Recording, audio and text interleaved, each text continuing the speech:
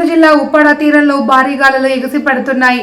సముద్రం ఉప్పొంగడంతో కయ్యూ కొత్తపల్లి మండలం మాయాపట్నం గ్రామం జలమయంగా మారింది. సముద్రపు నీరు గ్రామంలోనికి చొచ్చుకు రావడంతో పలు ఇళ్లు కూలిపోయాయి అని గ్రామస్తులు తెలిపారు. సముద్రపు నీరు దాదాపు 70 ఇళ్లలోకి చేరింది అని, బయట అడుగు పెట్టే వీలే లేకుండా పోయిందని వాపోయారు.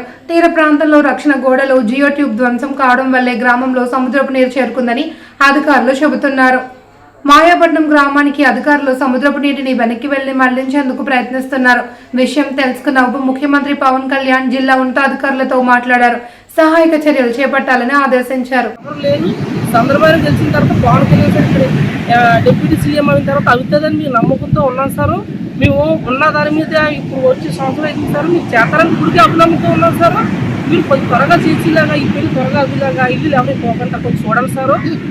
గొట్టు లేక ఉన్న పంపలు కూడా పోతున్నాయండి. మా చిన్న పుట్లేదు, చిన్న పుట్లేదు, పల్లానే పడి ఉన్నామండి.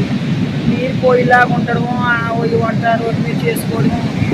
ఈ గొట్టి తొందరగా వేస్తారండి. వందనాలు కళ్యాణ్ బాబు గొట్టి వేస్తామని మాట ఇచ్చాడు. మరి మాయపట్నం కాడి నుంచి మొదలెడితే బాగుంటుందని చెప్తున్నామండి. ఉంటాయి ఎక్కడ పోవాలో పోవట్లేదు. చిన్నక్కడ తెచ్చిన పోవాలి ఇక్కడ అగ్ని పోవాలన్నా నెలకై ఎక్కడ పోవాలో పోయింది.